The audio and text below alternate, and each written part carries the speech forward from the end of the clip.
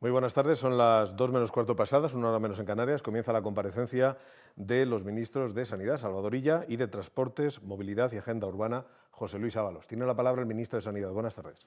Muy buenas tardes.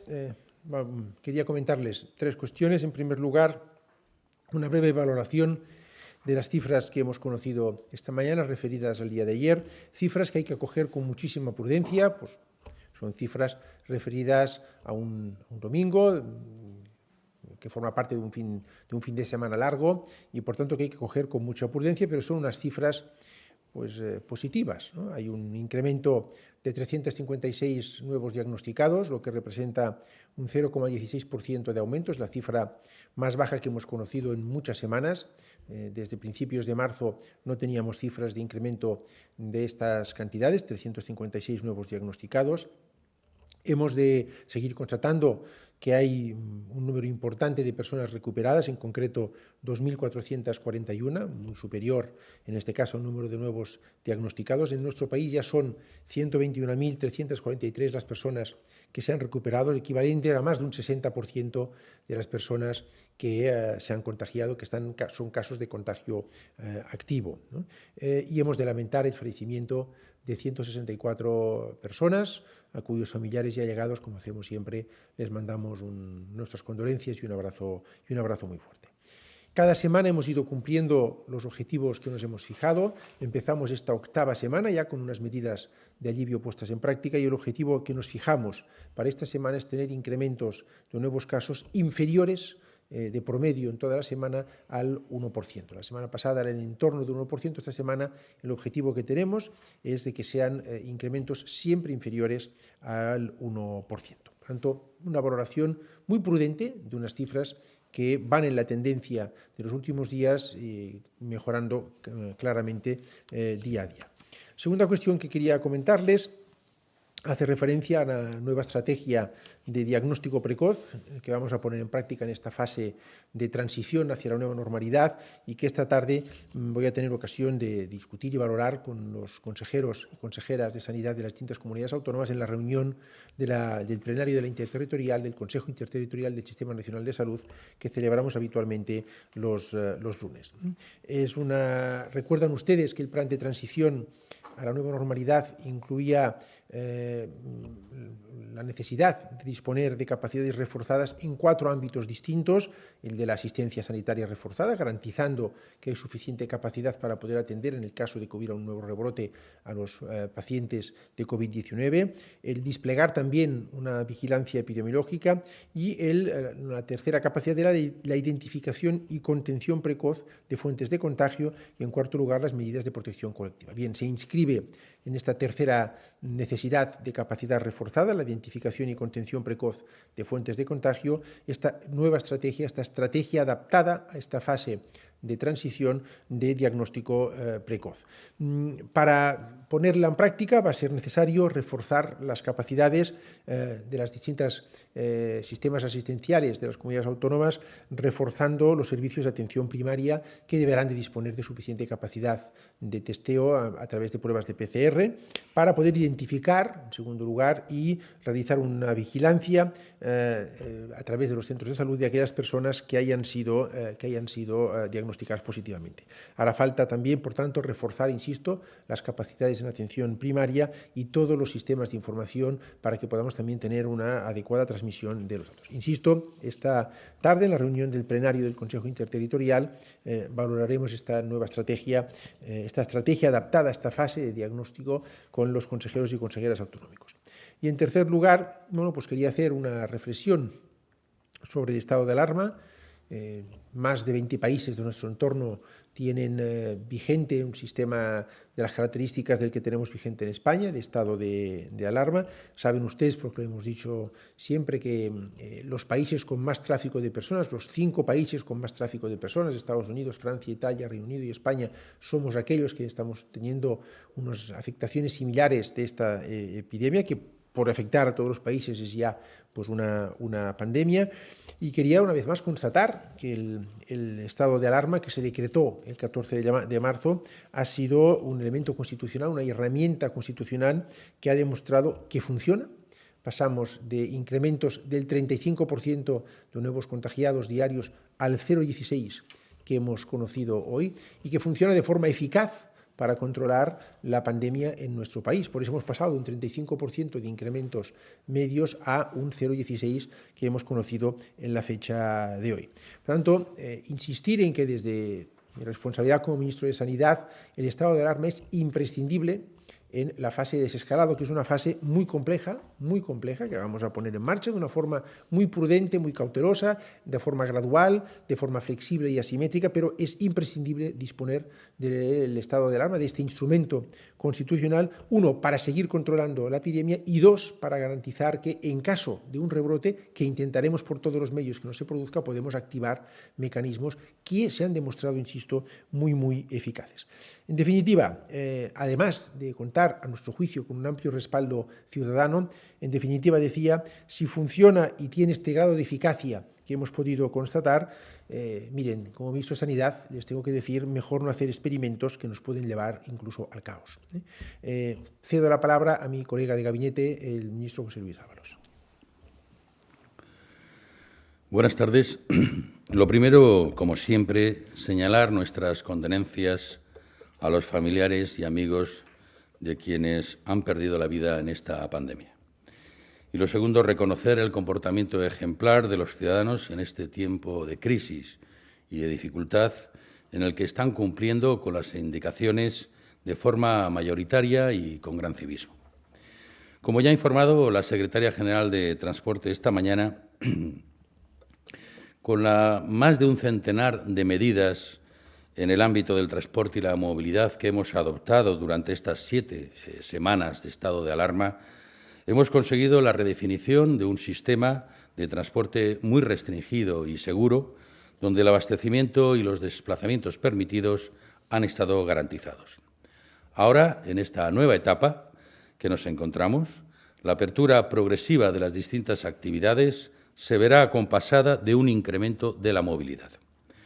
Por este motivo, en el Ministerio llevamos semanas trabajando en la redefinición de un sistema de transporte seguro y coordinado con el resto de actores y de administraciones.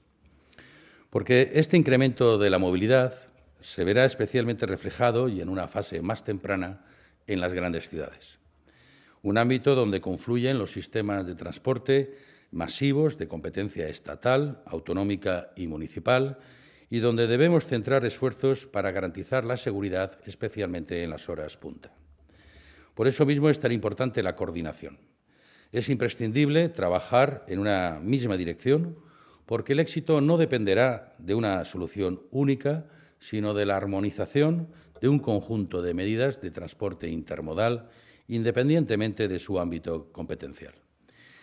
Y así es como estamos enfocando la solución, a través de diferentes grupos de trabajo entre ministerios, comunidades autónomas, ayuntamientos, consorcios de transporte, también a nivel europeo e incluso internacional, y que están trabajando en el nuevo reto al que se enfrenta la movilidad, particularmente en las grandes ciudades.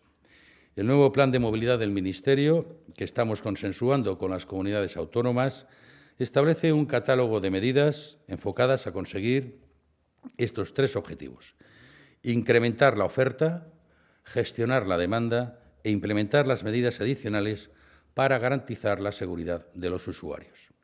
Todas las administraciones competentes en transporte debemos garantizar la máxima oferta, incrementar frecuencias, la posibilidad de reforzar determinados servicios con autobuses discrecionales y promover planes de movilidad de empresas.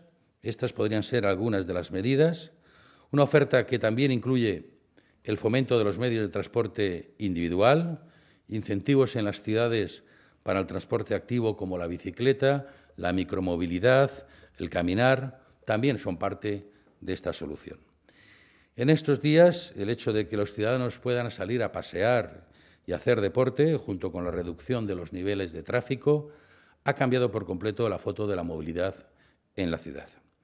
Por este motivo, especialmente los ayuntamientos deben adaptar la ciudad a este cambio, promoviendo y mejorando las zonas destinadas al peatón y los modos de movilidad activos.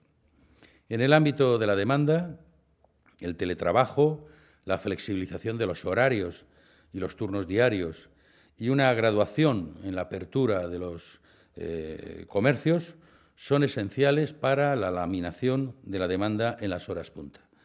También en esta línea estamos trabajando con el resto de ministerios y administraciones para regular los horarios de las actividades y diseminar en lo posible los movimientos a lo largo del día. Y, por supuesto, estamos trabajando también en la seguridad. Esta tarde me reuniré con los consejeros de transporte de las comunidades autónomas y el miércoles lo haré con la Federación Española de Municipios y Provincias para poner en común las conclusiones de los grupos de trabajo a nivel técnico y las regulaciones normativas a emprender en la transición hacia esa nueva movilidad. Ayer aprobamos, para su entrada en vigor hoy, la orden ministerial que regula el primer paquete del conjunto de medidas en el transporte que les he comentado. Con la entrada en vigor de estas nuevas medidas, el Gobierno ha desplegado hoy un amplio dispositivo para el reparto de 14,5 millones de mascarillas en nodos de transporte, municipios y entidades sociales. También, y en relación con la progresiva apertura de actividades, les comunico que el Ministerio de Sanidad, el ministro nos acompaña aquí, ha modificado una orden por la que se suspendían determinadas actividades relacionadas con obras en edificios existentes y ahora mismo serán permitidas todas, salvo aquellas que se hagan en el interior de viviendas habitadas. Trabajamos también para garantizar el derecho a la vivienda de las personas con más dificultades. El viernes pusimos en marcha el proceso para el acceso a los préstamos avalados por el Estado para el pago del alquiler a arrendatarios vulnerables por el COVID-19. Gracias a esta medida, los arrendatarios que, como consecuencia del impacto del COVID-19, tengan problemas para atender el pago del alquiler de su vivienda habitual, podrán acceder en los próximos días a préstamos de hasta 5.400 euros. Para ello, hemos habilitado 1.200 millones de euros que estimamos serán suficientes para atender a todos los solicitantes. No queremos que ningún arrendatario vulnerable se quede atrás. Todos tendrán acceso a estos préstamos y a una solución transitoria para su problema. Para finalizar, quisiera transmitirles unas reflexiones ya más desde el ámbito político que considero importantes. La declaración del estado de alarma el pasado 14 de marzo no obedeció al capricho de este Gobierno, sino a la situación de extrema emergencia a la que nos empujó la pandemia más grave vivida en los últimos 100 años. La situación era muy grave y requería actuar con máxima responsabilidad para ser eficaces en la lucha contra el COVID-19, es decir, para ser eficaces en la protección de la vida de los españoles. Quiero recordar que fue una medida meditada, muy tasada por nuestro ordenamiento jurídico, tanto en lo que se refiere al procedimiento de su aprobación y sucesivas prórrogas, como en lo que se refiere a su propio alcance. Que fue una medida coherente con lo que estaban haciendo o estaban a punto de hacer otros países de nuestro entorno golpeados por la pandemia, como Portugal, Italia, Francia o Reino Unido. Que fue una medida reclamada por otras fuerzas parlamentarias que un día antes de su aprobación, el propio 13 de marzo, urgían al Gobierno a aprobarlo porque sólo así se podrá garantizar el distanciamiento social o porque lo consideraba imprescindible para tomar decisiones nacionales coordinadas contra la pandemia. Que fue una medida bien recibida por los agentes sociales y, principalmente, que fue una medida de extraordinaria utilidad para disminuir la tasa de contagios y combatir el virus. Su eficacia se basó en dos circunstancias. Por un lado, en la propia reacción del Gobierno, tomando esta decisión con el apoyo de la mayoría de fuerzas parlamentarias. Por otro lado, la otra clave de la eficacia fue, y ha sido, y está siendo, sin ninguna duda, el enorme compromiso de la sociedad española que entendió que su sacrificio y su solidaridad eran la mejor ayuda que podían prestar a los sanitarios que luchaban en primera línea y la mejor protección que podían dar a los colectivos más vulnerables a la pandemia, los mayores y las personas con patologías previas. El estado de alarma fue prorrogado por el 27 de marzo y el 10 de abril por el Consejo de Ministros, y ambas prórrogas fueron asimismo debatidas y finalmente apoyadas en el Congreso de los Diputados. El próximo miércoles, pasado mañana, se debatirá y votará en el Congreso una tercera prórroga, que sometemos cada 15 días para buscar esa aprobación, pero al mismo tiempo y simultáneamente para rendir cuentas respecto de lo actuado. Y en esta tercera prórroga que vamos a solicitar, solo podemos pedir y esperar del conjunto de los grupos parlamentarios de la oposición que actúen con responsabilidad. Y, en consecuencia, con ese sacrificio y ese compromiso que ha venido demostrando la sociedad española. Si la emergencia sanitaria sigue vigente, no hay ningún motivo de prescindir del instrumento jurídico más eficaz para hacerle frente. Si la evolución de la pandemia prueba que el confinamiento ha sido útil, no tiene sentido que no habilitemos el procedimiento normativo que lo hace posible. Si el inicio de la desescalada puede dar lugar, y esperemos que no, a un repunte de los contagios, debemos preservar un poco más de tiempo el instrumento normativo que permite limitar la libre circulación de las personas y vehículos de acuerdo con nuestro ordenamiento constitucional. Si los españoles se han sacrificado, los representantes políticos debemos ser responsables y no debemos dar pie a que todo ese sacrificio y todo ese esfuerzo caigan en saco roto. Me dirijo muy especialmente al Partido Popular, porque es un partido de gobierno, que gobierna y que ha gobernado España, para que no se deje arrastrar por quienes se valen de bulos y burdas manipulaciones para acabar con la mejor defensa que tenemos frente al COVID. Porque de hacerlo, tendrán que responder ante los ciudadanos si se produce un repunte de los contagios. No debemos dar pasos atrás. Debemos seguir manteniendo la guardia alta. El estado de alarma, evidentemente, plantea restricciones a un derecho tan importante como es la libertad de circulación. Y solo un instrumento con el mismo rango constitucional como es el estado de alarma es el único que permite hacer frente a esta restricción básica. No hay leyes ni normas de segundo orden que puedan hacer frente a algo tan excepcional como es limitar la libertad de circulación de las personas. Pero cuando se trata de defender un bien superior, como es el derecho a la salud y el derecho a la vida, solamente un instrumento de este rango y significación, que además exige la aprobación posterior y el debate en el Congreso, pues no hay ningún otro plan, no hay ninguna alternativa. Y tampoco la hemos escuchado, por cierto, por parte de quienes plantean que hay que poner fin al estado de alarma. Pero el estado de alarma, además de suponer una restricción de esa libertad en aras a preservar el derecho a la salud y el de la vida, supone además un marco de protección jurídica fundamentada en una fuerza mayor que garantiza que el Estado pueda poner en marcha toda una serie de medidas de protección social, de amparo, que permita compensar esa suspensión de actividad que se le exige al impedir la libre circulación. Es también la parte de responsabilidad con la que actúa el Estado.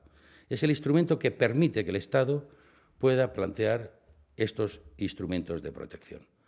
La fuerza mayor, la razón de fuerza mayor, que tiene que ver con la limitación de la actividad, con la suspensión de la actividad, incorporan ambas cuestiones el mismo decreto de alarma.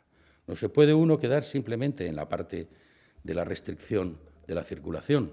Tiene que también mirar que las razones que amparan las medidas de apoyo que este Gobierno ha puesto en marcha, las que tienen que ver con los expedientes de regulación de empleo, con las ayudas sociales, con las ayudas para mantener el suministro de servicios básicos como la electricidad, como el agua, como estas ayudas que les comentaba antes en torno a la vivienda, todas ellas encuentran el paraguas, el sustento de este instrumento jurídico.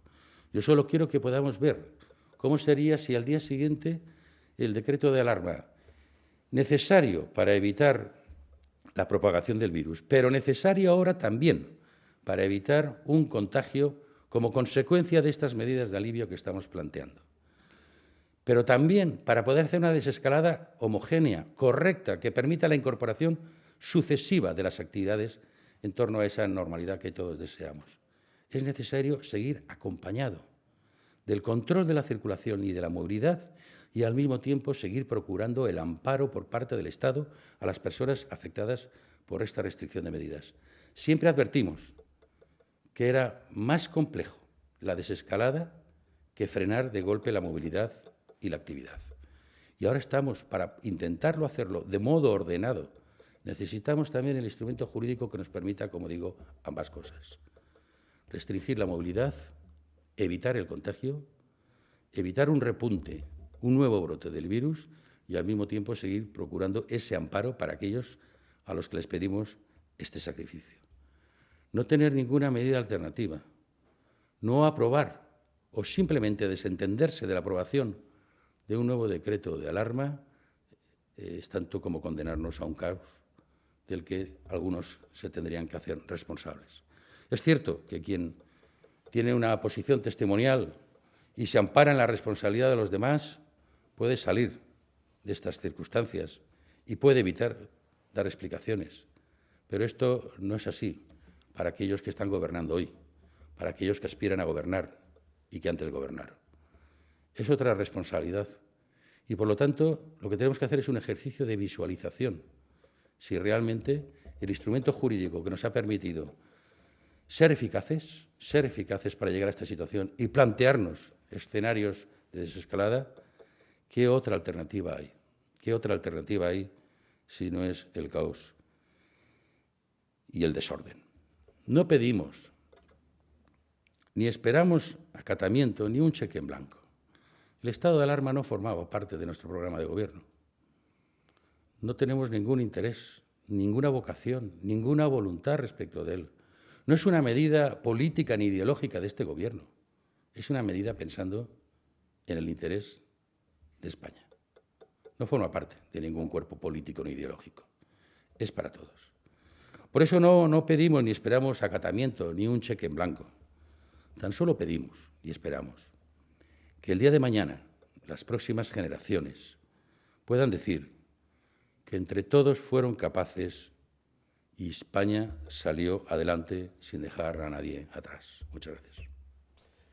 Si les parece, pasamos a las preguntas. El grupo de periodistas y medios que hoy se encargan de formular las preguntas son los siguientes: Expansión, Onda Regional de Murcia, News Diario, El Nuevo Lunes, El Punt Avui, Diario Médico, CMM, The Guardian, Canal Sur y Radio Intereconomía. Vamos a comenzar por Expansión. Os rogamos que subáis, por favor, el sonido de los micrófonos y que os identifiquéis al comenzar vuestra pregunta. Adelante, Expansión.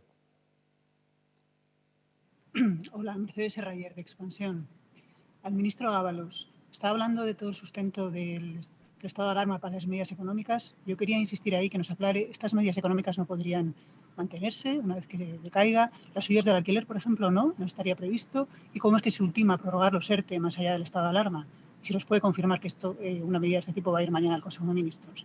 Al ministro Vella le quería preguntar si no habría un sustento con la Ley General de Salud Pública.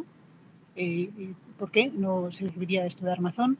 Y luego, sobre el límite de 400 metros cuadrados para que abran los comercios, muchos locales de pymes superan esa superficie y no sé si podrían abrir si limitan la superficie transitable. Muchas gracias.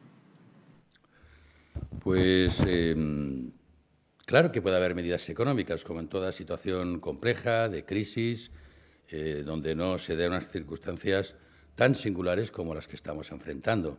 De hecho, pues es habitual. Relativamente no hace mucho, tuvimos una crisis del sector turismo en Canarias como consecuencia de que un operador pues dejó de su actividad y, por lo tanto, pusimos en marcha un plan de medidas para compensar esta falta en el sector turístico en Canarias, o como las medidas de carácter económico que en otras ocasiones se han podido plantear. Claro que se pueden, pero no de la dimensión de la entidad de las que ampara el decreto de alarma y, sobre todo, este concepto de fuerza mayor, que no incorporan otras medidas u otras políticas de estímulo, de defensa o de promoción en el orden económico. La razón de fuerza mayor no quedaría amparada.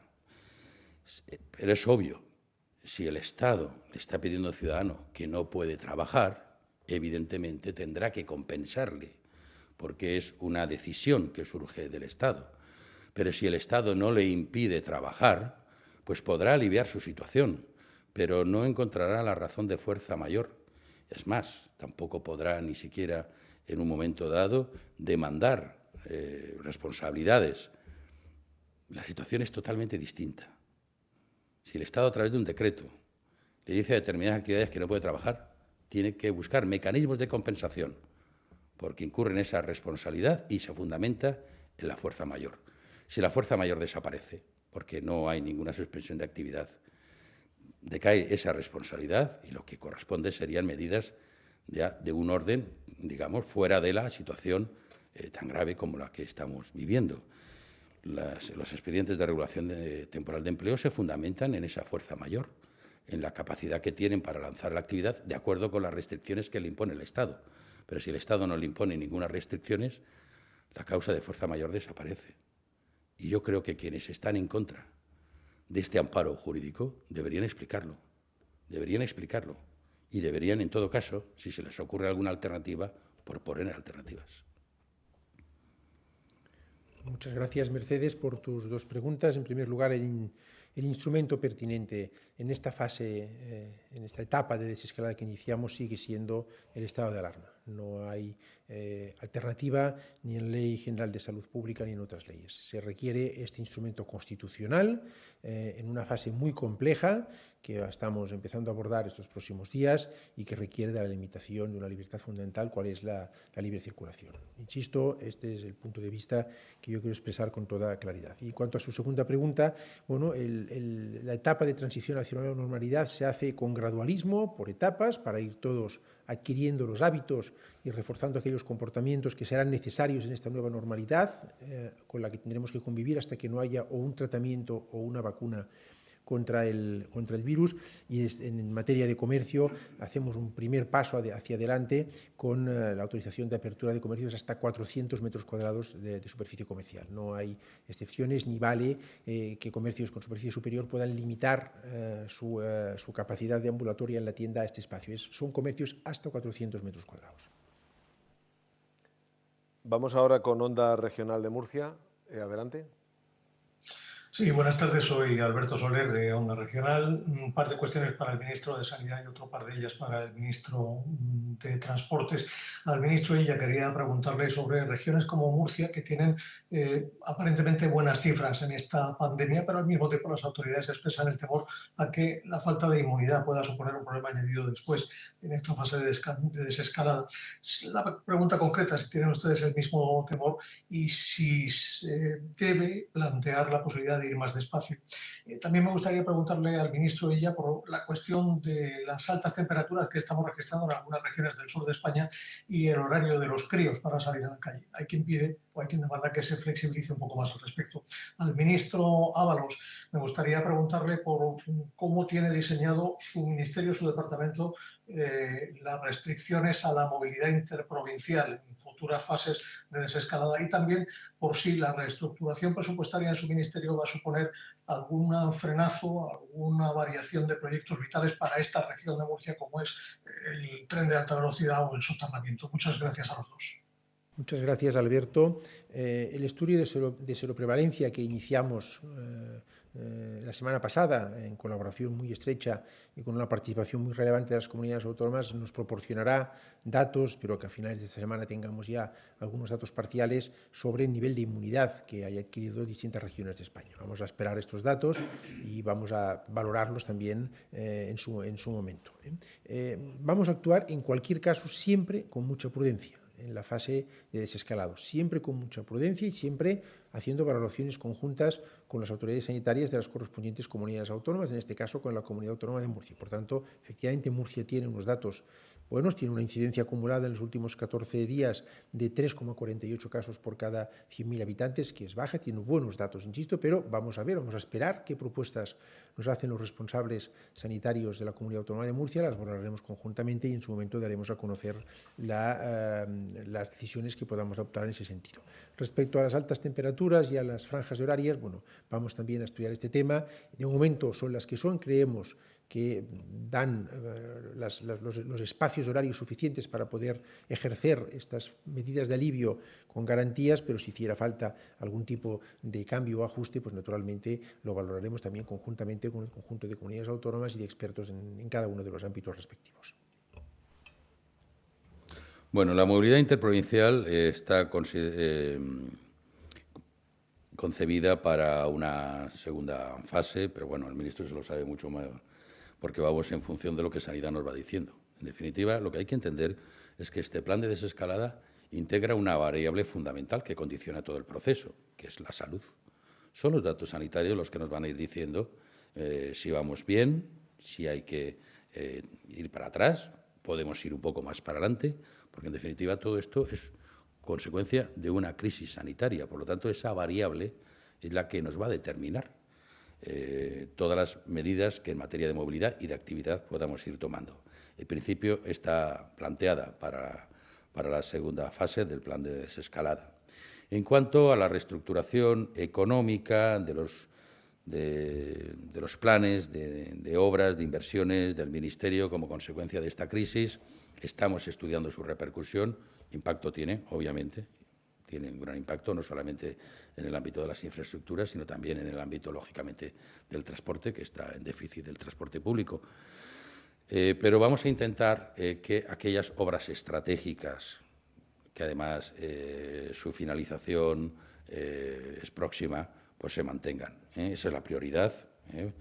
Vamos a intentar que esas obras se mantengan y están incluidas las de Murcia en ese sentido, porque son obras prácticamente ya para concluir, y en algunas otras pues ya veremos qué necesidad hay, pero desde luego la voluntad del Ministerio no es suspender contratos como se hizo en otras ocasiones, sino en todo caso revisar los plazos, pero para ello tenemos que tener exactamente un buen diagnóstico. Pero ya le adelanto que en el caso de aquellas obras estratégicas muy avanzadas, la voluntad del Ministerio es de concluirlas y eso afecta a las inversiones que usted ha mencionado.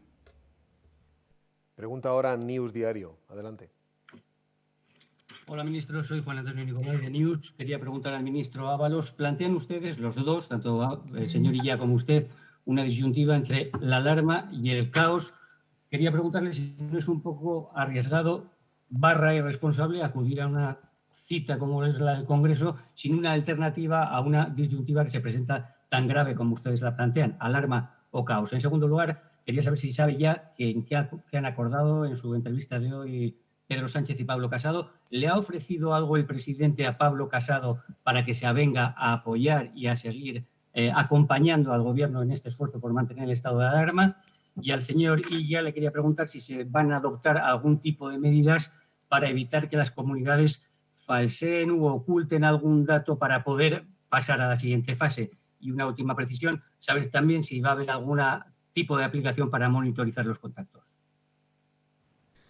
Bueno, le informo que la conversación del presidente del Gobierno con el señor Casado ha durado como una hora, en torno a una hora. Parece ser que el presidente del Partido Popular le ha dicho al presidente del Gobierno que no va a apoyar esta medida. Al menos esa es la interpretación que tenemos. El presidente del Gobierno ya le ha advertido que esa actitud de no apoyar la prórroga del estado de alarma nos puede llevar a España a un caos sanitario y económico. Pero fíjese, yo no quiero ser alarmista, y hablando de estado de alarma, menos aún. Pero si efectivamente el estado de alarma decae, imagínese al día siguiente, pues todo el mundo tiene que incorporarse a su actividad, sea la que sea. Pues unos tendrán que ir al trabajo, otros tendrán que ir a hacer los estudios, en fin, a la actividad que tengan. restricciones de movilidad no podemos plantear y, evidentemente, a la hora de gestionar determinados expedientes, pues desde luego lo que no se puede invocar es la razón de fuerza mayor. Si todo es posible, si la actividad ordinaria es posible desarrollarla, pues evidentemente tampoco hay razones de fuerza mayor. En definitiva, todo esto que nos ha costado tanto esfuerzo de las personas sometidas a un confinamiento, ahora que empiezan, digamos, a disfrutar de estos alivios del paseo, del ejercicio del deporte, de la apertura de nuevas actividades, que además lo estamos haciendo con un cierto ritmo. En fin, todo esto, todo este esfuerzo, todas estas expectativas quedarían por fuera porque no tendríamos el marco jurídico para poder intervenir en el ordenamiento de esta situación, en poner orden al inicio de las actividades, en poner orden en la movilidad, en el distanciamiento social, en liberar la carga, la presión sanitaria. Estaríamos absolutamente pues, con los instrumentos legales ordinarios, pero desde luego no con un instrumento excepcional para hacer frente a una situación tremendamente excepcional. Yo creo que es fácil visualizarlo. Por lo tanto, efectivamente, cuando algo se sitúa fuera del orden, nos encontramos en una situación caótica. Pero eso es por definición. En ausencia de ese orden, solamente puede dar lugar al caos. Y esa es la realidad. Y yo creo que tenemos que hablar de realidades, ¿eh? Y esa es la opción. Otra cosa es que se les pueda ocurrir algún plan alternativo. Es que tampoco lo han expuesto. Nadie ha expuesto un plan alternativo con la suficiente fuerza como para cuestionar un derecho tan básico tan básico y constitucional, como es la libre circulación de las personas. Respecto a las dos preguntas que me ha formulado Juan Antonio, las comunidades autónomas nos proporcionan datos ciertos y verídicos. Me consta el esfuerzo que están haciendo para entregarlos cada vez más ajustados a aquellos requisitos que los hacemos. En esta fase es escalada, hay que también introducir algún tipo de indicadores nuevos y están haciendo este esfuerzo y, por tanto, tenemos plena confianza en la información que nos van facilitando. Respecto a la monitorización de contactos estrechos para hacer la adecuada vigilancia de los mismos y la vigilancia también de casos, hay distintas alternativas, algunas de ellas tecnológicas, otras no. Las comunidades autónomas están valorándolas, cada una también adaptándolo a la realidad asistencial que tiene en su territorio, y el Ministerio de Sanidad también está haciendo una valoración de las mismas en conjunción con las comunidades autónomas para darles el apoyo y la asistencia que nos requieran. Pasamos ahora a las preguntas del Nuevo Lunes. Adelante. Luis Carlos Ramírez, de Nuevo Lunes. Buenos días. Yo tengo dos preguntas concretas. La primera, para el ministro de Sanidad, si nos puede aportar más datos sobre los avances y ensayos clínicos en busca de la vacuna, tanto en el ámbito público como en el privado. ¿Qué tipo de estrategia tiene el Ministerio de Sanidad junto al de Ciencia para coordinar los trabajos de investigación, la búsqueda de medicamentos, acorde con la estrategia de la OMS para acelerar esta inmunidad? La segunda es para el ministro Ábalos, si puede avanzar datos del plan de impulso al turismo como sector especialmente castigado, con medidas específicas, por ejemplo, para agilizar líneas de crédito atascadas, ayudas a la promoción del sector e incluso facilitar la movilidad de las familias a las costas a partir del mes de julio, si la desescalada para entonces lo permite. Y también una cuestión, después de la negativa del Partido Popular a apoyar el decreto de alarma, si el Gobierno tiene algún tipo de plan B o bis para evitar el rechazo de esta prórroga, o si se produce esta prórroga, y si sigue pensando en otro ámbito que España no necesitará un rescate futuro. Muchas gracias, Luis, por tus preguntas. En el ámbito de los análisis de terapias y de vacunas, estamos trabajando en una estrecha colaboración con el Ministerio de Ciencia e Innovación. En el caso de la vacuna hay una apuesta clara de nuestro Gobierno por un enfoque europeo para trabajar coordinadamente con nuestros socios europeos, tanto en colaborar para que se encuentre una vacuna efectiva contra el COVID, como para que haya la capacidad suficiente para fabricar lo más rápidamente posible las dosis adecuadas de esta vacuna. Insisto, vamos a trabajar en un enfoque europeo y en ese sentido ha habido ya varias reuniones y se está trabajando en esta línea. Paralelamente estamos financiando, desde el Ministerio de Ciencia, está financiando todos aquellos ensayos de científicos españoles e instituciones españolas para trabajar en descubrimiento de vacunas y vamos informando progresivamente del avance de las mismas. En cuanto a las terapias, pues lo mismo. Hay un fondo en el que se han patrocinado y financiado y autorizado varios ensayos clínicos, más de 20, que se están realizando en el conjunto del territorio español en distintos ámbitos. Por lo tanto, hay un esfuerzo coordinado con el Ministerio de Ciencia e Innovación muy importante, con recursos económicos para ayudar y apoyar aquellos proyectos que a juicio tanto de la Agencia Española de Medicamentos y Productos Sanitarios como del Instituto de Salud Carlos III merecen las condiciones mínimas para ser financiados y apoyados. Y yo cada jueves en la comparecencia que hago ante la Comisión de Sanidad y Consumo doy cuenta del progreso de los avances en ambos ámbitos, el de las terapias y el de las vacunas.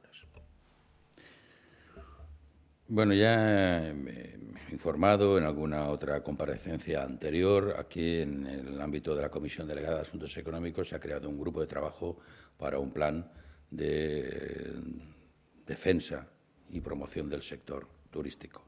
Bien entendido que el sector turístico depende mucho de la conectividad, y de hecho pues el modo aéreo es el principal medio para hacer posible el turismo. Y, por lo tanto, quiero decir con esto que está en función de que el transporte aéreo pueda ser puesto nuevamente en marcha. Y para que eso sea así, tenemos que garantizar las condiciones sanitarias. Tenemos que garantizar las conexiones sanitarias respecto de los países de origen, también sobre los efectos que esa movilidad pueda procurar en España. Por lo tanto, básicamente, y reduciendo la cuestión, estaríamos en un tema de conectividad.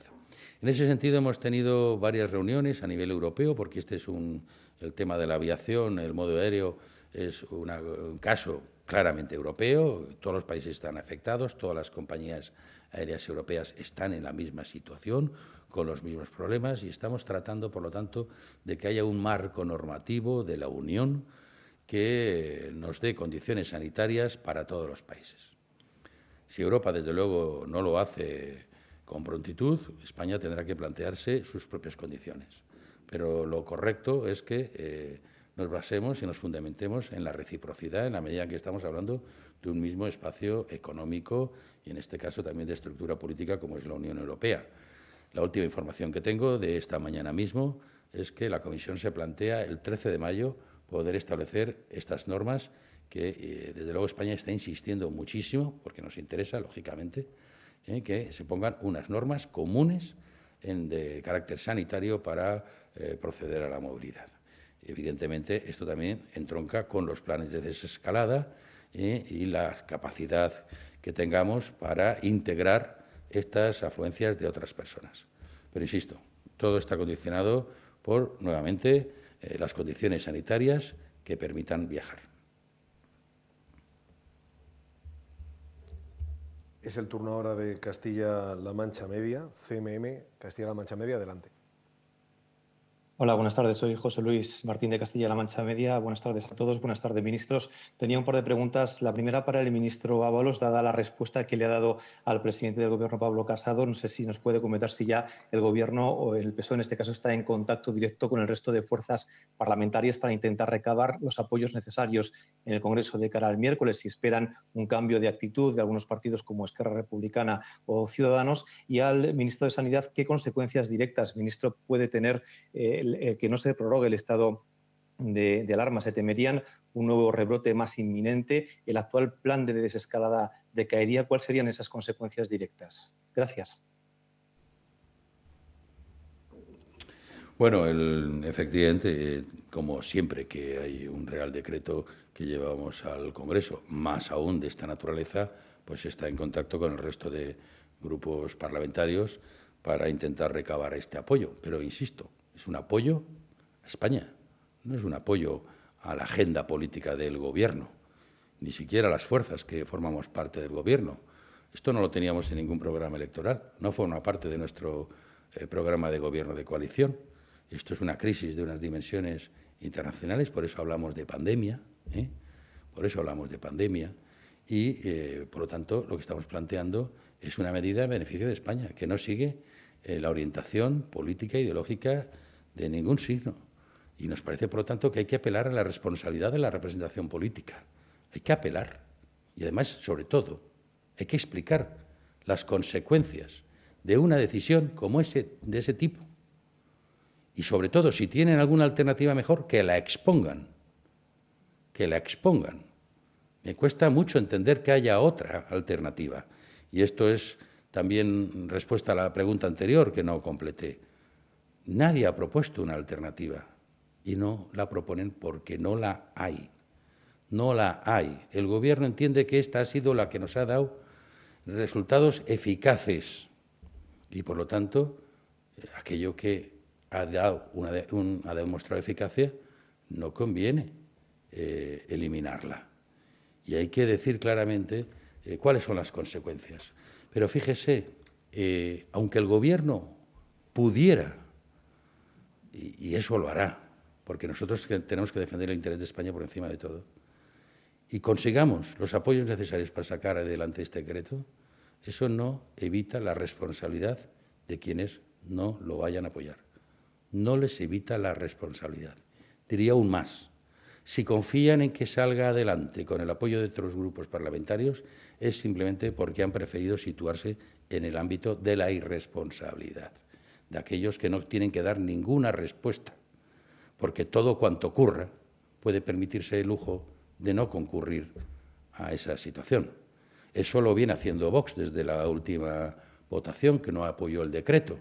Eso sí, se permite cuestionar todo tipo de medidas a base de desinformación y de mentiras, pero una fuerza política como el Partido Popular, que está gobernando en la Comunidad de Madrid, que gobierna en Andalucía, en Castilla y León, ¿cómo me va a pedir a mí el presidente de Castilla y León que no pongamos en marcha la alta velocidad? ¿Cómo lo vamos a hacer para evitar el contagio a su comunidad, algo que ha insistido tanto? O como cuando el presidente de Murcia nos pedía el confinamiento total, antes incluso de sacar el Gobierno los permisos retribuidos. Hoy en día, gracias a las medidas que se han tomado, pues podemos observar que en algunas comunidades el nivel de alivio es distinto, sin necesidad incluso de entrar en fases de escalada. Los niveles de movilidad que nos van proporcionando de algunas comunidades son niveles de movilidad altos, que los ha permitido la propia situación y la propia realidad en la que viven. Pero, insisto, no se trata de forzar a una situación difícil a un Gobierno que en estos momentos está intentando dar respuesta a la peor crisis sanitaria que hemos vivido en muchísimos años. No se trata de ponérselo difícil. Si hay alguna propuesta, bienvenida, se puede estudiar. Pero lo que no es legítimo es acorralar a un Gobierno para que al final sean los ciudadanos los que apaguen, los que terminen pagando las consecuencias de ese debilitamiento, de ese interés político que algunas fuerzas priorizan por encima de la salud, de la vida, del bienestar y de la economía de este país. Muchas gracias, José Luis, por tu pregunta. Bueno, yo creo que lo he dicho con claridad en mi intervención inicial. El estado de alarma ha funcionado eficazmente, 35% de incremento promedio de casos en 14 de marzo, 0,16% hoy. 2, el estado de alarma es imprescindible en esta fase de desescalada, que es tan compleja y que vamos a iniciar ahora. Y 3, si perdemos este instrumento constitucional que nos ha permitido controlar eficazmente la epidemia, pues nos abocamos a un caos sanitario y por ende económico. Vamos a la siguiente pregunta. Diario Médico es quien pregunta ahora. Hola, buenas tardes. Yo tenía algunas preguntas para el ministro Salvador Illa. En primer lugar, quería saber, hoy nos han dado a conocer los datos de sanitarios contagiados, que casi cuadruplican los de nuevos casos en la población general, y quería saber qué parte de responsabilidad en ese alto número de sanitarios contagiados han tenido el uso de mascarillas defectuosas. y también si se está haciendo algún tipo de seguimiento a los sanitarios que las utilizaron en su momento. Por otra parte, quería saber respecto a la inmunidad de la población, si nos puede indicar si se ha conseguido reclutar a todas las personas que estaban previstas en el estudio de seroprevalencia y si nos puede dar alguna cifra sobre el número de personas en España a las que se ha realizado algún tipo de test, PCR o test de anticuerpos, no tanto de pruebas, de número de pruebas, sino número de personas testadas. Y finalmente, quería también saber si, del mismo modo que se ha hecho un protocolo o una norma para ir regulando el número de personas que pueden juntarse, los contactos sociales, si se va a hacer también algún protocolo nacional para permitir las visitas a los enfermos en los hospitales y evitar que sigan muriendo personas solas y que ese protocolo tenga carácter nacional. Gracias. Muchísimas gracias, Laura, por tus 4 preguntas. Bien, estamos haciendo un seguimiento, como ha ido informando, muy pormenorizado del conjunto de profesionales sanitarios contagiados. Vamos a intentar tener más detalle sobre este número de profesionales, en concreto en la situación concreta en que se encuentran. Y respecto a las mascarillas, como usted sabe, hemos instaurado 3 controles: un control previo de que el producto que adquirimos cumpla con todos los requisitos necesarios, un control en origen, antes de ser enviadas, por tanto, a nuestro país, en aquellas que compramos en el exterior, para garantizar que se nos suministra el producto que efectivamente hemos adquirido, y desde hace ya varias semanas un control en destino, para asegurarnos que el producto que recibimos, una vez analizado por el Instituto Nacional de Seguridad y Salud en el Trabajo, cumple con todos los requisitos. Por tanto, estas son las líneas en las que estamos trabajando desde ya hace varias semanas. Respecto a la inmunidad de la población y estudio de seroprevalencia, bueno, ya le he indicado, estamos trabajando desde inicios de la semana pasada que se empezó este estudio. Es un estudio ambicioso que nos va a dar una fotografía de todo el conjunto del territorio español, provincia a provincia. Esperamos poder tener datos a finales de esta semana. No le puedo hacer ninguna anticipación en este momento de ningún tipo de resultado. Vamos a esperar que haya los primeros datos preliminares que, le indico, si todo va como está yendo, van a ser a finales de esta semana. A mí se me indica que el estudio, que es complejo logísticamente, porque abarca muchas personas, está funcionando pues correctamente y con un grado de colaboración muy importante de las comunidades autónomas. En cuanto a las pruebas que se han practicado, usted me pregunta por el número de personas a las que se le han hecho pruebas. Yo le puedo ofrecer el dato, que creo que ya hice público en mi comparecencia de ayer, de pruebas diagnósticas que se han hecho. Hasta el momento, hasta el día 30 de abril, en España se hicieron 1.351.130 pruebas diagnósticas de PCR y 581.325 test de anticuerpos, según datos que nos facilitan las comunidades autónomas. Y respecto a los protocolos para permitir que familiares visiten a los enfermos, vamos a ver cuándo esto es posible. De momento hay que seguir actuando con mucha prudencia, especialmente en instalaciones sanitarias donde hay que extremar todas las medidas para evitar contagios futuros. Ahora es el momento de preguntar al Punt-Avui. Adelante. Sí, David Portabella, del diario El Punt-Avui. Para el ministro Illa, la consellera Alba Vergés da por hecho que el desconfinamiento será por regiones sanitarias. ¿El ministerio asume ya que la provincia nunca será la unidad de referencia en Cataluña? Y dentro de la nueva cogobernanza, ¿estaría dispuesto a compartir su estatus de máxima autoridad con los presidentes autonómicos? Y para el ministro Ábalos, ¿cree que el Partido Popular va de farol cuando amaga con oponerse a la prórroga del estado de alarma y que puede permitirse abstenerse pero no votar en contra? Y si fuera así y decayera, ¿se plantea un nuevo estado de alarma distinto del 14 de marzo y empezando desde cero? Gracias, ministros. Muchas gracias, David, por tus 2 preguntas, las que me has formulado a mí. Ayer tuve una reunión con la consellera Alba Vergés, con su director general de Salud Pública, y también asistieron el doctor Fernando Simón y la directora general de Salud Pública. Analizamos la situación en Cataluña.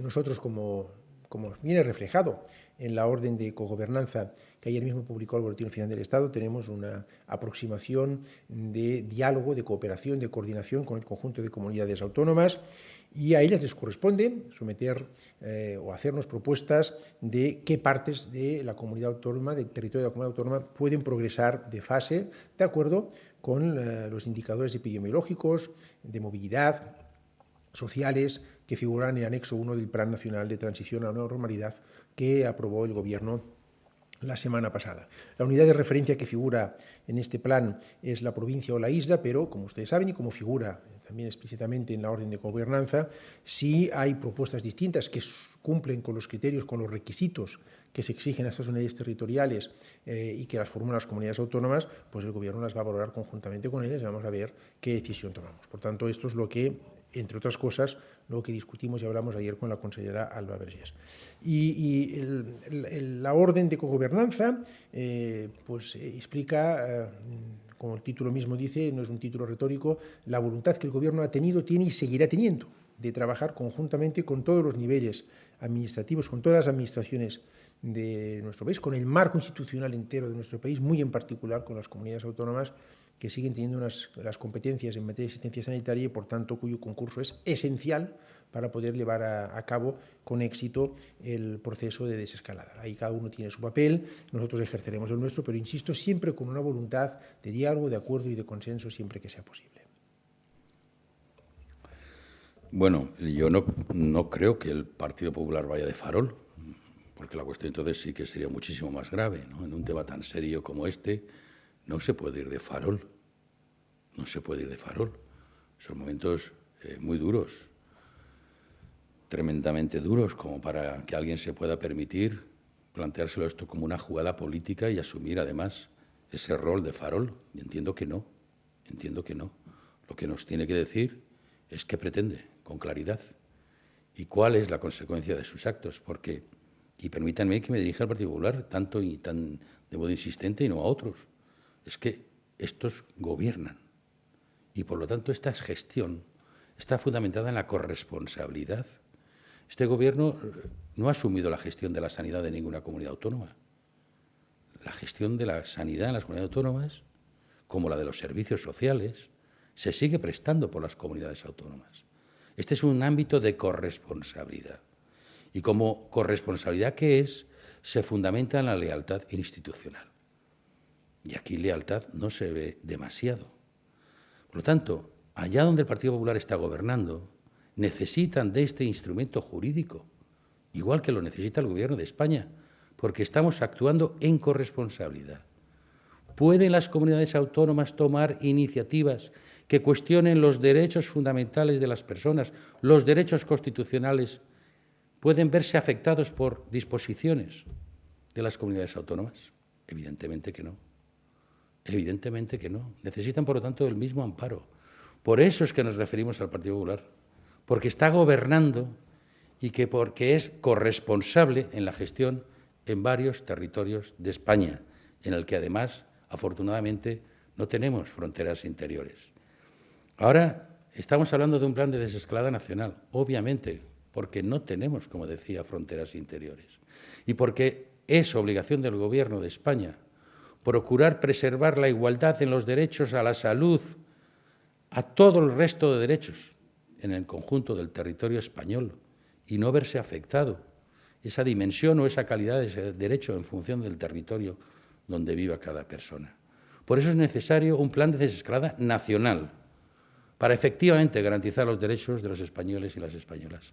Pero también hace falta un plan de desescalada asimétrico para que pueda ser eficaz y se ajuste a las necesidades de cada territorio. Y aquí ha habido un debate artificioso en torno al término provincial.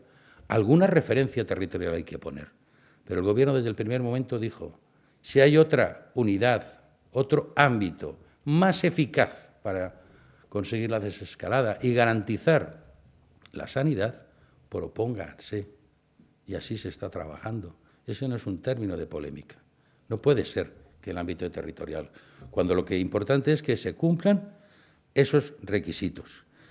¿Se puede el Partido Popular abstener? No. Se puede abstener alguien que no esté comprometido con la gobernanza. Alguien que tenga una política testimonial o simplemente entre su fin político se encuentre el desorden, el caos, el fin. Es verdad que hay algunas formaciones políticas que solamente predican el fin de todo, y el único medio que utilizan para ello es la propaganda. Pero del Partido Popular no, y no porque haya gobernado, y no porque pueda volver a gobernar, sino porque ya está gobernando y está gestionando esta pandemia en coordinación con el Gobierno de España. ¿Se podría plantear otro de Real Decreto y partir de cero? No partimos de cero. La situación no es de cero. La situación a la que hemos llegado es también de una cierta experiencia en la gestión. Y sabemos qué ha fallado, qué no ha fallado. Sabemos lo que se puede, dónde hay que insistir, dónde se ha errado. No podemos empezar de cero, porque eso es tanto como decirle a los españoles que empecemos de cero y que su sacrificio, su coste, sus esperanzas, la salud de sus allegados, la vida misma de sus allegados, hay que empezar de cero. No hay que empezar de cero. Hay que seguir y tener los instrumentos posibles para seguir combatiendo esta pandemia y al mismo tiempo abrir un espacio de esperanza que es tanto como hablar de salud y bienestar para nuestra gente. ¿En qué hay que partir de cero? ¿Qué otro decreto de alarma que solo tiene dos fundamentaciones? Una, restringir la circulación para evitar la propagación del virus y mantener la distancia social con ese mismo propósito. Y dos, asumir la responsabilidad del Estado para compensar aquellas restricciones que exigen. Y sobre todo ello justificado con el derecho a la salud. Y ese derecho a la salud exige alguien que pueda coordinar con una cierta autoridad que no teníamos.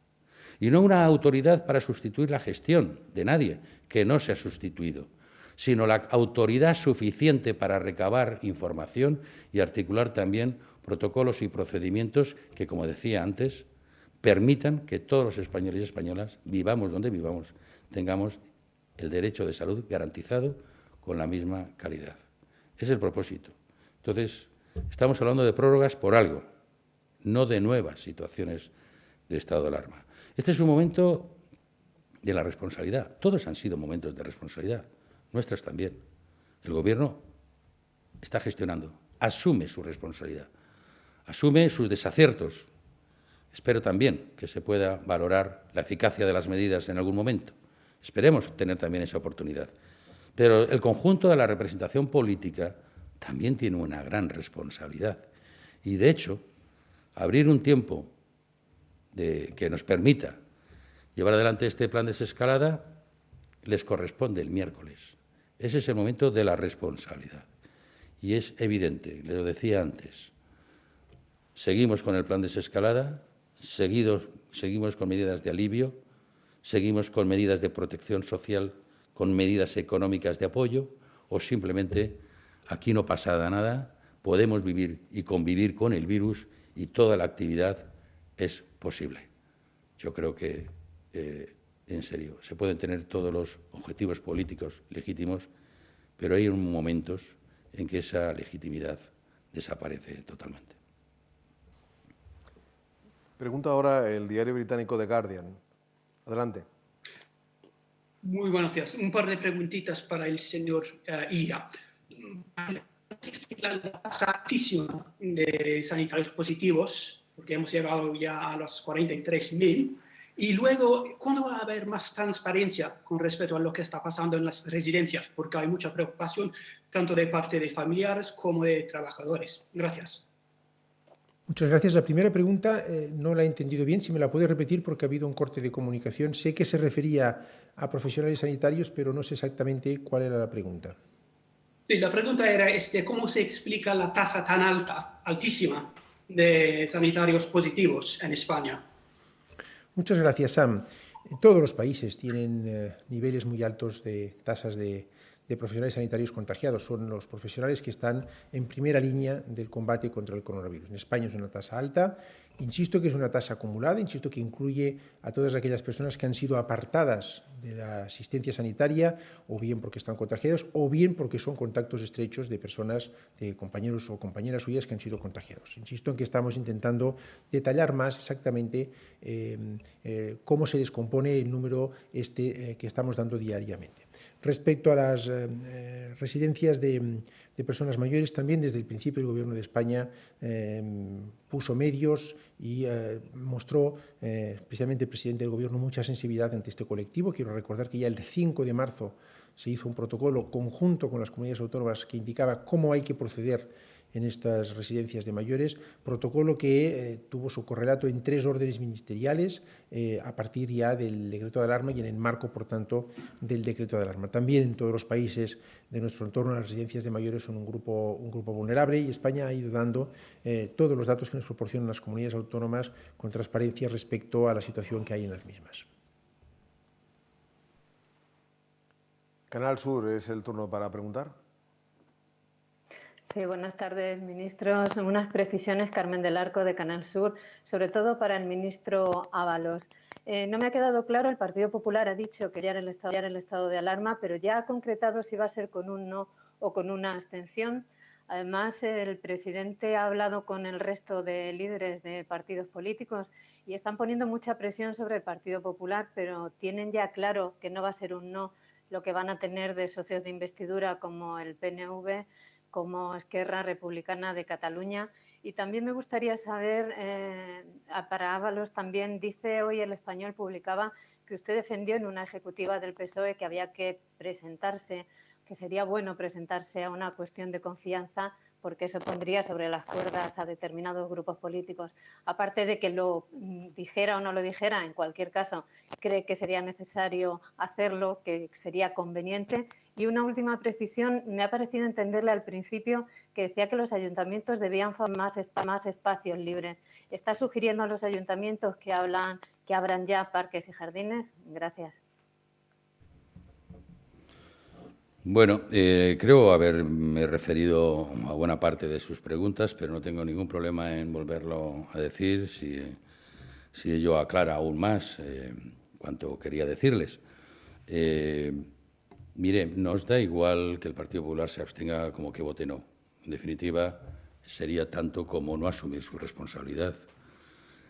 Una abstención no es apoyar, equivale a un no, en definitiva.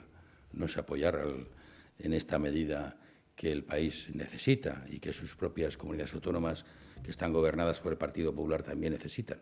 Una abstención equivale a un no en este caso, con claridad. ¿Por qué metemos presión al Partido Popular? Pues ya lo he dicho antes, lo acabo de decir, porque estamos cogobernando el conjunto del país, porque gobiernan varias comunidades autónomas y el Partido Socialista también gobierna en otras comunidades autónomas y ahora el Gobierno de España. ¿A quién nos tenemos que dirigir si no es al Partido Popular? El Partido Popular ha gobernado España hasta hace no mucho. Parece que tiene ganas de volver a gobernar algún día. Y está gobernando en comunidades tan importantes como Madrid, Andalucía, Galicia, Castilla y León, Murcia. Está gobernando. Estamos cogobernando y cogestionando esta pandemia. ¿A quién se lo podemos pedir si no? Se lo tenemos que pedir a este partido con el que, en circunstancias mucho menos importantes, mucho menos relevantes, el Partido Socialista sí que fue leal cuando se cuestionó en un momento dado la integridad del territorio de España. Y estuvimos ahí. ¿Cómo no íbamos a estar en una situación como esta? Por lo tanto, ¿a quién quiere que le dirijamos la presión? Sino a un partido de gobierno que está gobernando. La noticia esta del Partido Socialista, como saben, yo soy secretario de organización del Partido Socialista. Eso no se ha planteado ni en privado ni en ninguna reunión. Así es que es una noticia falsa de toda falsedad. No se ha planteado. Nosotros tuvimos la pasada semana una reunión de secretarios de organización que yo convoqué, la anterior una permanente de la Comisión Ejecutiva Federal. Nadie se le ocurre plantear una medida como estas, porque el Gobierno no está débil. Otra cosa es que se le quiera debilitar. El Gobierno está sacando adelante y hasta ahora todas las iniciativas que plantea en el Congreso, no el decreto del estado de alarma, no, todos los reales decretos, con los apoyos de unos o de otros. Está sacando adelante todas las iniciativas legislativas. Si alguien quiere plantear alguna cuestión en mitad de esta crisis, ahora en el momento en que estamos intentando combatir un frente que angustia la vida de las personas, creen que es un momento para debilitar un Gobierno, que lo plantee con valor, Pero este Gobierno no merece ni necesita una moción de confianza. Sabemos a estas alturas también quiénes confían y quiénes desconfían. Pero, desde luego, este no es sino otro elemento más en esa estrategia de proyectar la imagen de un partido y de un Gobierno, en este caso, débil. Y le aseguro que no es débil, y no lo es, porque el compromiso el Gobierno sabe perfectamente cuál es su obligación, asume su responsabilidad, sabe en lo que tiene que estar centrado, en dónde tiene que concentrar todos sus esfuerzos y, desde luego, la moral de los que formamos parte de este Gobierno, pese a todo, la moral es alta. ¿Por qué?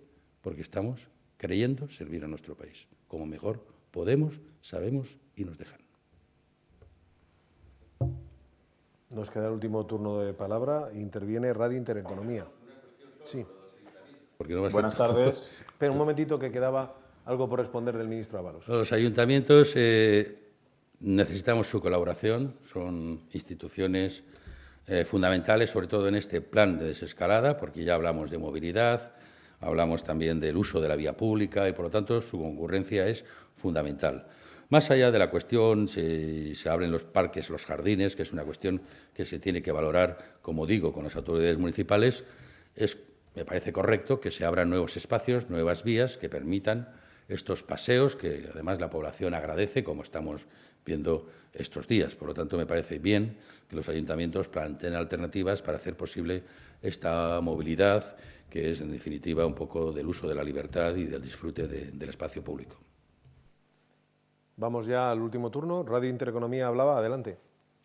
Buenas tardes, Rubén Gil de Radio Intereconomía. Una pregunta para el ministro Illa. Siguiendo el argumentario del Gobierno de que el estado de alarma es la mejor forma, la única forma de garantizar la movilidad, de limitar, mejor dicho, esa movilidad, ¿hasta cuándo tiene previsto el Gobierno que haya que seguir ampliando esos estados de alarma? ¿Hasta cuándo cree que vamos a tener que estar en esta situación? Y para el ministro Ábalos, preguntarle por las aerolíneas, que ya hacía referencia antes a los vuelos, si hay algún plan por parte del Gobierno, alguna previsión de tener que ayudar con dinero público a las aerolíneas españolas, como ha hecho Francia, que hoy se le ha aprobado a la Comisión Europea esa ayuda para Air France y está cerca de hacer Alemania con Lufthansa. Y en este sentido, si nos podía confirmar o desmentir una información que publicaba hoy un Confidencial Digital de que el Gobierno ha tenido que parar algún movimiento por parte de Air France para intentar arrebatarle a Iberia Air Europa. Gracias, Rubén, por tus preguntas. Me ha dirigido una a mí. Yo, refiriéndome al estado de alarma, lo que he dicho, y quiero mantener, si me permites, la expresión, porque creo que es la que se ajusta más a las redes, que es imprescindible en la etapa de desescalada. No que es la mejor herramienta, es imprescindible. No que es necesario, es imprescindible, repito. Ha funcionado eficazmente, 35%, 0,16%, y es imprescindible en la fase de desescalada, que es una fase muy compleja y en la que no hay que perderle el respeto al virus, en absoluto. Por tanto, es imprescindible. Y si no está vigente el estado de alarma en esta fase de desescalada, me ha dicho mi colega el ministro Ábalos, vamos a una situación caótica desde el punto de vista sanitario y, por consecuente, desde un punto de vista económico. No es necesario, no es la mejor medida, es imprescindible esta herramienta constitucional. Y lo será hasta que sea necesario.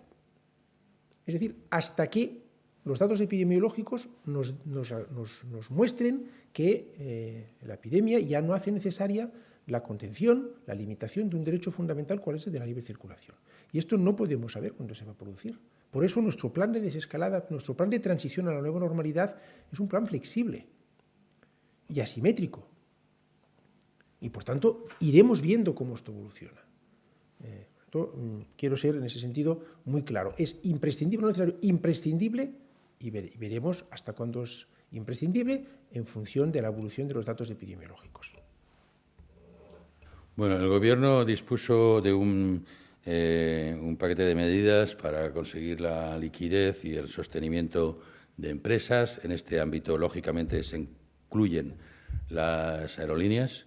De hecho, ya se están gestionando ayudas con el ICO. Estamos interviniendo desde el Ministerio para que tengan acceso a estas líneas de crédito.